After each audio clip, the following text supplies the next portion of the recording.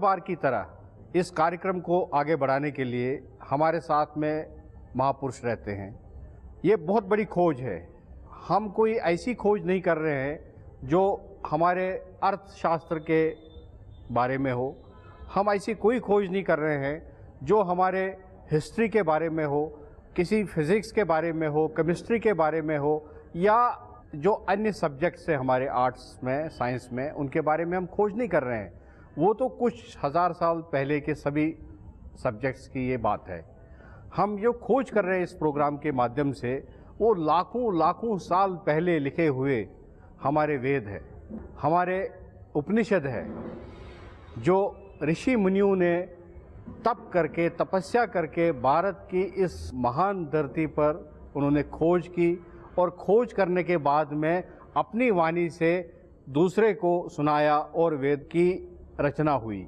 वैसे ही हमारे उपनिषद बने, वैसे ही हमारे बाकी जो पुराण है वो वेद व्यास जी ने पूरे 16 के 16 पुराण लिख डाले। तुलसीदास ने रामचरितमानस की रचना की, और फिर स्वयं भगवान श्री कृष्ण और अर्जुन के बीच में जो संवाद हुआ कुरुक्षेत्र में, हमारे भगवत गीता के 18 अध्यायों का लेखन किया गया। तो हम ऐसी परंपरा, ऐसी सभ्यता की बात कर रहे हैं, ऐसे कल्चर की बात कर रहे हैं जो हजारों लाखों लाखों साल पहले लिखा गया है, और उसको खोज करने के लिए हमारे को हर बार एक महापुरुष की आवश्यकता पड़ती है। ऐसे ज्ञानी पुरुष की आवश्यकता पड़ती है जो खुद भी ज्ञानी हो और हमें भी और हमारे दर्शकों को भी ज्ञान की धारा से, ज्ञान के प्रवाह से हमारे को नहलाए, हमारे भ्रांतियाँ दूर करे, हमारे भ्रम दूर करे। इस कार्यक्रम को आगे बढ़ाने के लिए आज हमारे साथ में श्री महंत राम किशोर दास जी जुड़ चुके हैं। श्री महंत राम किशोर दास जी अखिल भारतीय श्री पंच दिगंबर ऐनी अखाड़ा के वाइस प्रेसिडेंट है, और ये स्वयं इसी धरती पर इन्होंने यहाँ पर तपस्या की, तप किया। मैं कार्यक्रम को शुरू करने से पहले मैं महाराज श्री का हार्दिक अभिनंदन करता हूँ, स्वागत करता हूँ। महाराज श्री, आपका इस कार्यक्रम में बहुत बहुत हार्दिक अभिनंदन, स्वागत। महाराज श्री, सबसे पहले हम यहाँ आए हैं, और ये अखाड़ा तो वैष्णव परंपरा का एक अखाड़ा है। जब हम वैष्णव परंपरा के अखाड़ों की बात करते हैं तो रामानंदाचार्य जी का सबसे पहले नाम हमारे मन में स्ट्राइक होता है। ऐसे व्यक्ति जिन्होंने संत कबीर को पढ़ाया और उनको इतनी प्रेरणा दी कि कबीर की वाणी लाखों सालों के बाद भी आज उतनी ही जीवित है जैसे पहले थी। तो हमारे दर्शकों को सबसे पहले आपके अखाड़े के बारे में हम जानकारी लेना चाहते हैं। महाराज जी, इसका दिगंबरी अखाड़ा नाम कैसे पड़ा? आपके जो इष्ट देव है वो कौन है?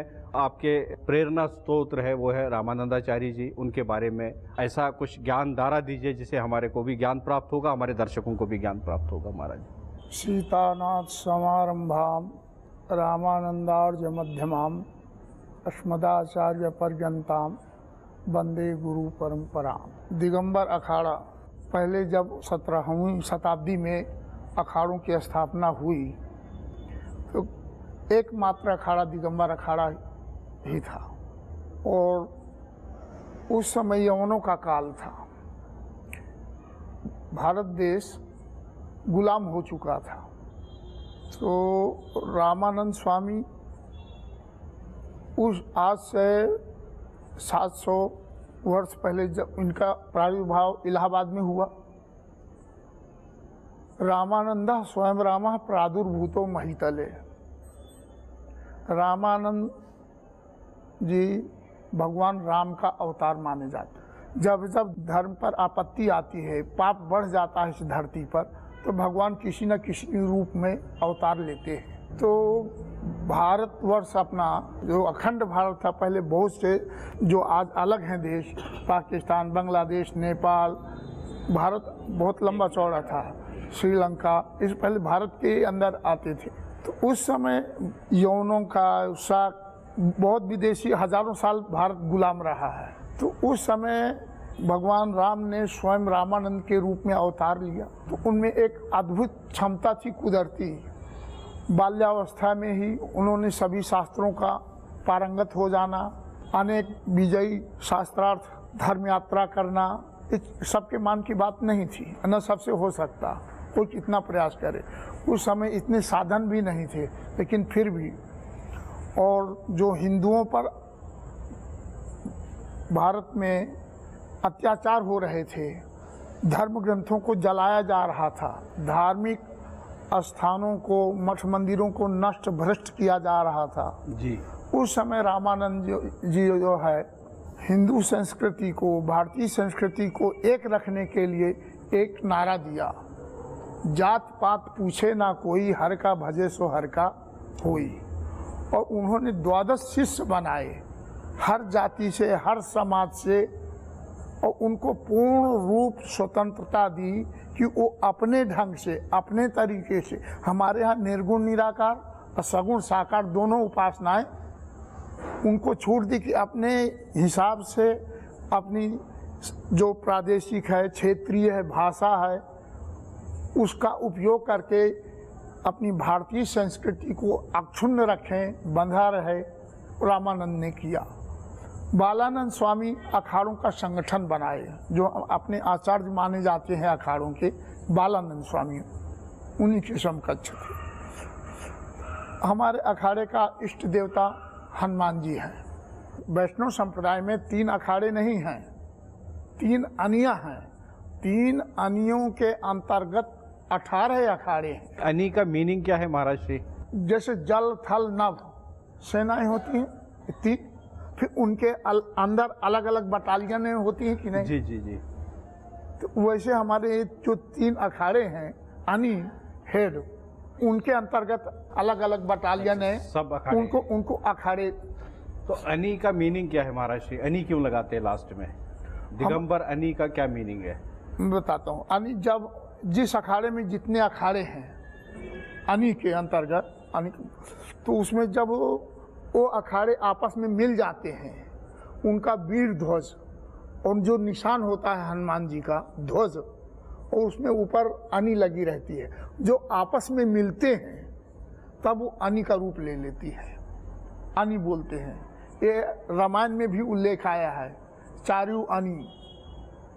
गोस्वामी तुलसीदास जी ने भी उल्लेख किया है अनियों का वर्णन। तो ये बात, जब सभी अखाड़े आपस में मिलते हैं, जिस अखाड़े के अंतर्गत अनी के अखाड़े का, जैसे दिगंबर अखाड़े में 2 अखाड़े हैं जी जी। रामानंदी, राम दिगंबर और श्याम दिगंबर।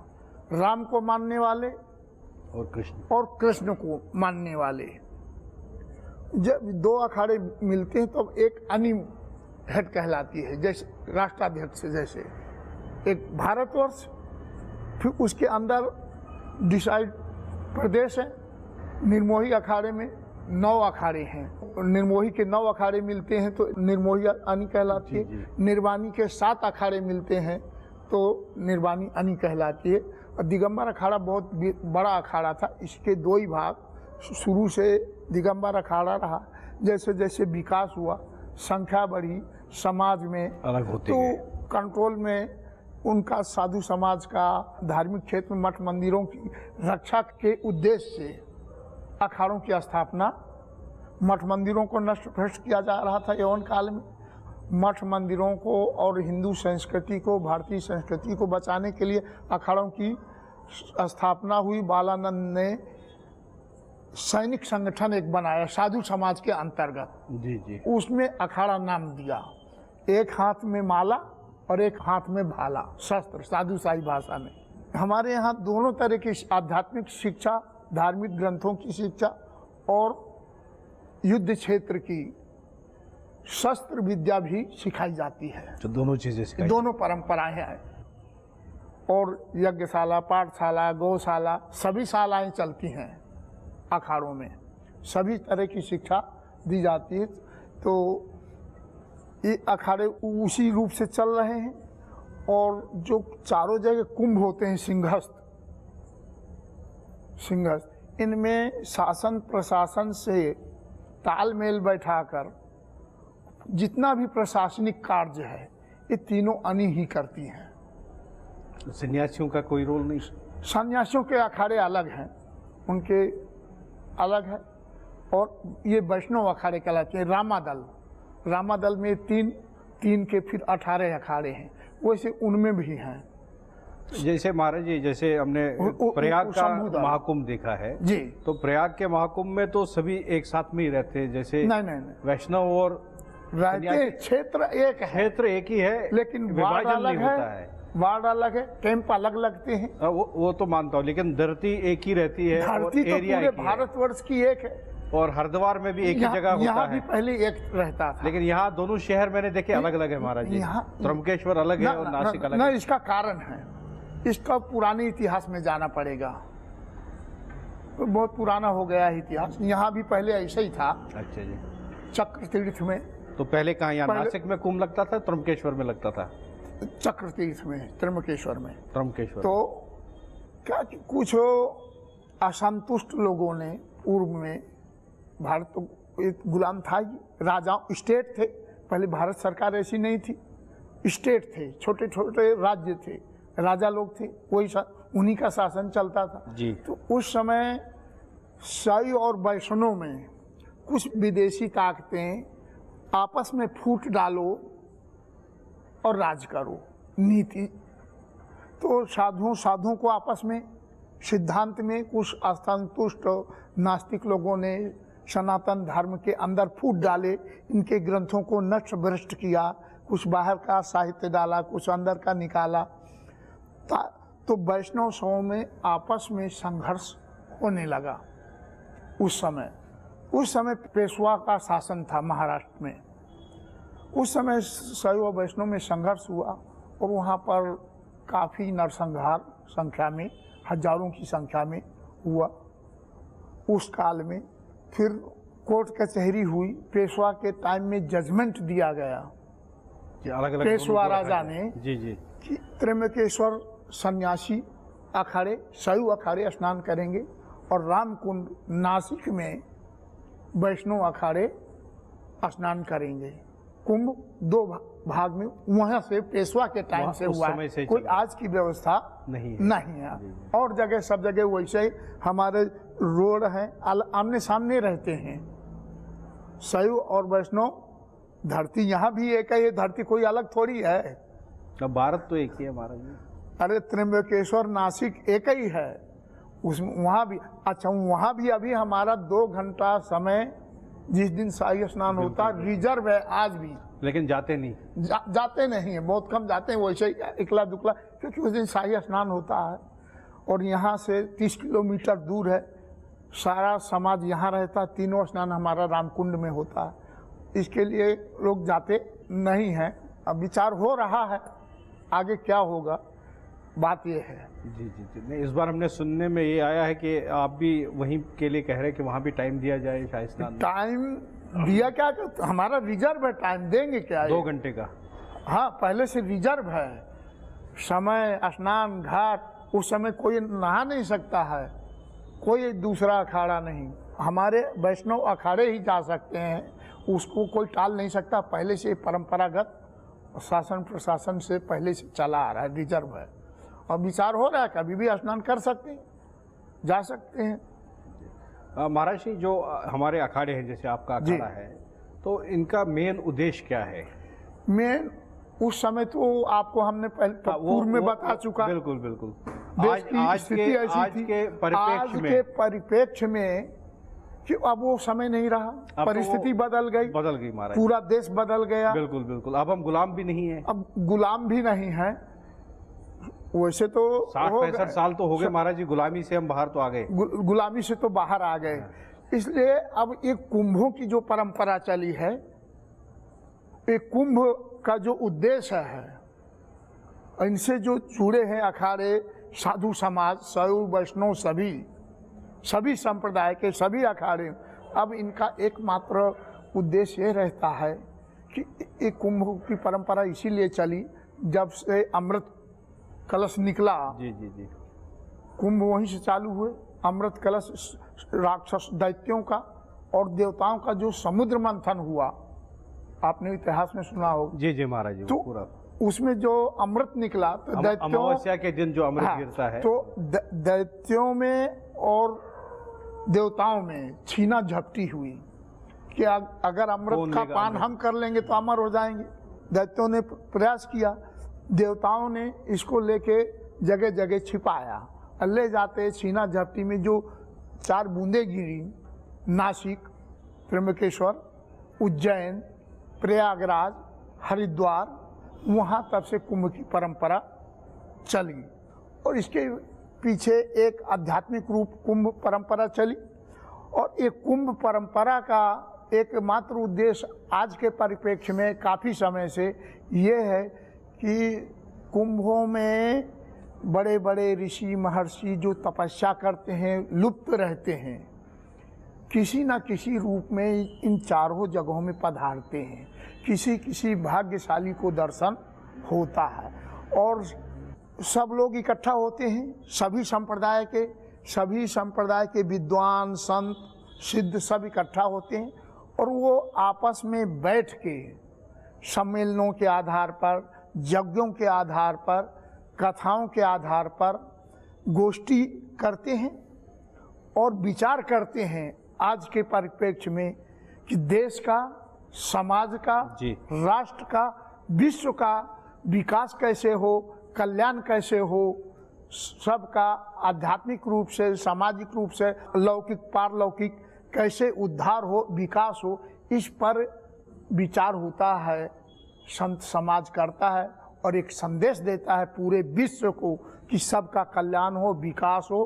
ये सिद्धांत के साथ यही एकमात्र उद्देश्य है। उद्देश्य महाराज जी, आपने भी काफ़ी कुंभ देखे होंगे जी।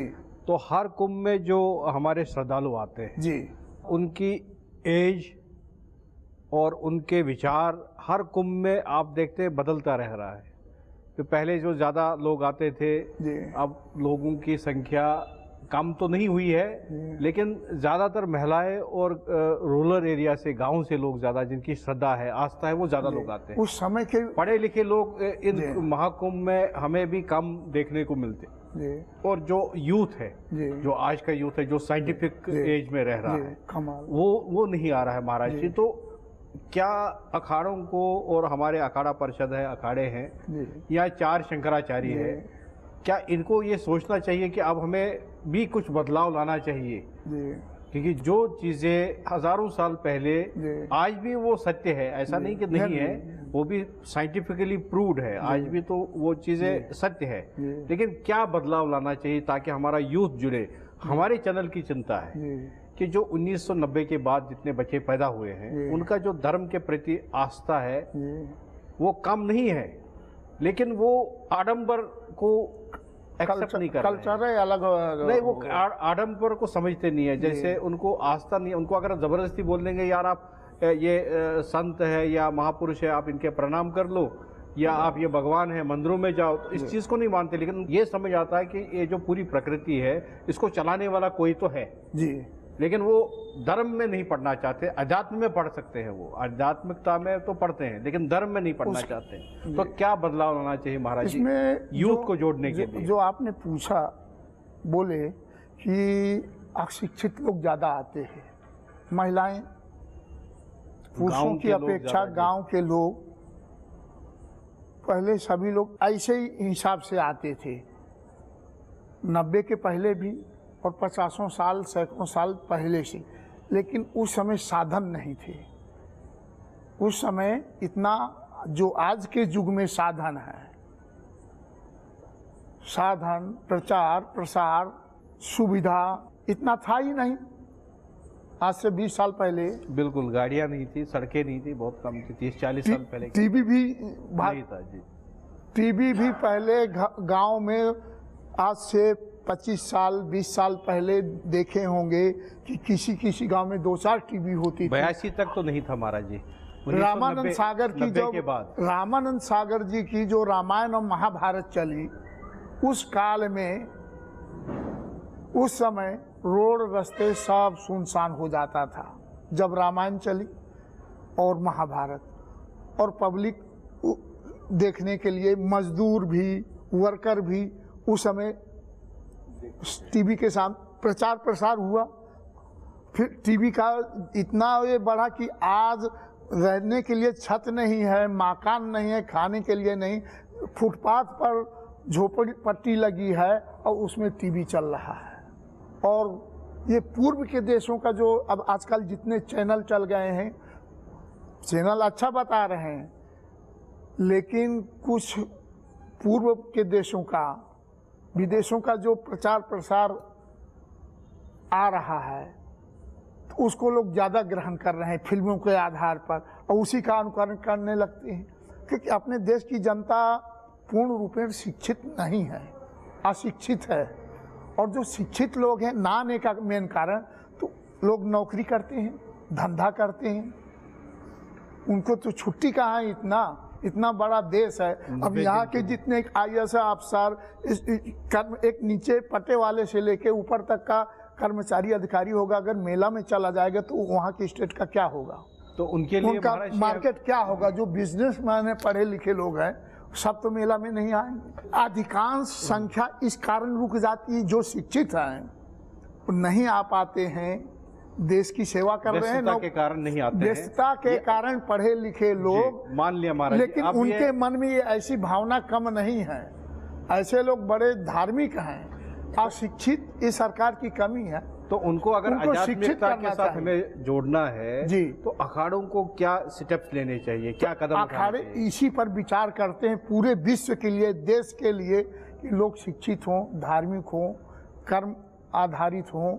इस पर विचार करते हैं, गोष्ठी करते हैं और संदेश देते हैं। एकमात्र उद्देश्य यही है कुंभ का, संत समाज का, अखाड़ों का। इसमें अखाड़े ही नहीं है, पूरा संत समाज है और ये विचार करता है, प्रयास करता है, अनेक योजनाएं चलाते हैं। इस कुंभ के लिए महाराज जी आपने क्या एजेंडा रखा है? क्या आप लोग इस कुंभ में क्या डिस्कस करने जा रहे हैं? क्या चर्चा होगी इस कुंभ में? चर्चा तो अभी जब सभी आएंगे, सभी अखाड़ों के प्रमुख आएंगे। मान लीजिए आपसे मैं व्यक्तिगत आपसे निवेदन कर रहा हूँ कि महाराज जी आप क्या चिंता लेके बैठे हैं समाज के लिए, तो आप 3 ऐसे मेरे को पॉइंट्स बताइए जो आप चाहते हैं कि वो इस महाकुंभ में सभी महापुरुषों के साथ में उस पर चर्चा होनी चाहिए, उन तीनों बिंदुओं पर। एक तो शिक्षा का प्रचार हो, एक तो शिक्षा का शिक्षा, चाहे धार्मिक हो, किसी भी समाज से, किसी भी पंथ से, कि शिक्षा होना चाहिए। ये भौतिक शिक्षा की आप बात करते हैं कि आध्यात्मिक शिक्षा की बात कर रहे हैं? आध्यात्मिक शिक्षा, भौतिक, सभी होना चाहिए। ये अलग होने चाहिए कि दोनों मिलके होने चाहिए? दोनों मिलके हो तो और अच्छा। एक पॉइंट तो ये हो गया। दूसरा पॉइंट क्या है? शिक्षा है, और जब आदमी शिक्षित हो जाएगा तो हर तरह का विचार करेगा, हर क्षेत्र में विकास करेगा। और दूसरा पॉइंट क्या है जो आप चाहते हैं कि इस बार महाकुंभ में महापुरुषों के बीच में उस पर चर्चा होनी चाहिए? चर्चा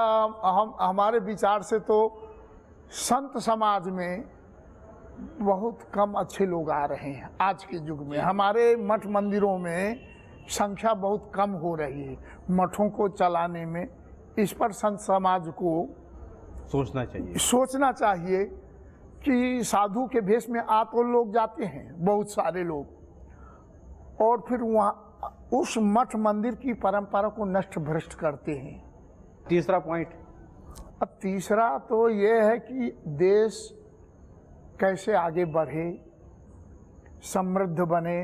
आध्यात्मिकता के दृष्टिकोण से कि हमारा जो डेवलपमेंट के दृष्टिकोण से, भौतिकवाद से? आध्यात्मिक जरूरी है।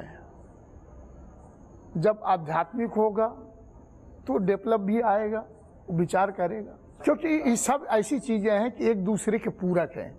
जैसे रुपया होता है तो एक तरफ का भाग एकदम सपाट हो तो दूसरी तरफ का कोई मतलब नहीं, सब एक दूसरे के पूरक हैं, तभी विकास होगा। तो बहुत अच्छी चर्चा रही महाराज जी के साथ में। हमने डिस्कस किया दिगंबर अखाड़े का इतिहास क्या है, दिगंबर अखाड़े के जो महान संत रहे हैं रामानंदाचार्य जी, उनके बारे में इन्होंने हमें जानकारी दी। हमने ये भी समझा कि इनके क्या उद्देश्य है अखाड़े के, और किस तरीके से इनका अखाड़ा जो होता है ऑपरेशनल होता है, किस तरीके से ये देश को शिक्षित करते हैं। महाराज जी के साथ हमने ये भी चर्चा की जो आने वाला यहाँ महाकुंभ होगा वो किस तरीके से, नासिक में कौन कौन से अखाड़े रहेंगे, त्र्यंबकेश्वर में कौन कौन से अखाड़े रहेंगे, और किस दिन शाही स्नान होगा, और कैसे व्यवस्था इन शाही स्नानों के दिनों में अखाड़ों की तरफ से होगी और प्रशासन की तरफ से होगी। महाराज जी से हमने ये भी चर्चा की और महाराज से जाना कि इनकी बड़ी 3 चिंताएं क्या है समाज के लिए। तो इन्होंने कहा कि शिक्षा आज के समय में सबसे बड़ी चिंता है। देश शिक्षित होना अति आवश्यक है। जब तक देश के नागरिक शिक्षित नहीं होंगे तो हमारा समाज अच्छी तरह से आगे बढ़ नहीं पाएगा, ये देश विकसित नहीं होगा। तो शिक्षा से ही विकास संभव है। महाराज जी ने यह भी कहा कि यहाँ पर जो आजकल एक प्रथा चली है स्वयंभू संत बनने का, और वो खुद ही संत बन रहे, किसी गुरु परंपरा से नहीं आते हैं, किसी गुरुकुल की परंपरा से नहीं आते हैं, तो उन संतों का किसी भी अखाड़े में आना और उसकी परंपरा को ख़राब करना, उसकी छवि को ख़राब करना, इस पर भी अंकुश लगना चाहिए। लेकिन हमें साथ साथ में ऐसे नौजवान, ऐसे पढ़े लिखे लोगों को भी अखाड़ों के साथ, संत समाज के साथ जोड़ना चाहिए, जिससे आध्यात्मिकता का विकास होगा। महाराज जी ने तीसरी चिंता यहाँ हमारे सामने रखी, आप सबके सामने रखी, मंथन के लिए। चिंता होती है मंथन के लिए। आप सब भी मंथन करेंगे, हमारे महापुरुष भी जो ये कार्यक्रम देख रहे हैं उनकी मंथन के लिए भी है कि देश के विकास के लिए अति आवश्यक है आध्यात्मिक होना। जब हर व्यक्ति यहाँ पर आध्यात्मिकता को अपनाएगा तो एक अच्छा मानव बनेगा, आदर पुरुष बनेगा, उनके अच्छे संस्कार होंगे, संस्कार अच्छे रहेंगे तो वो हर क्षेत्र में अच्छे कार्य भी करेंगे। हमें बहुत अच्छा लगा महाराज जी के साथ में ये कार्यक्रम में। महाराज जी, मैं इस कार्यक्रम को समाप्त करने से पहले आपका हार्दिक धन्यवाद देना चाहता हूँ। और महाराज जी बहुत बहुत धन्यवाद। हार्दिक अभिनंदन।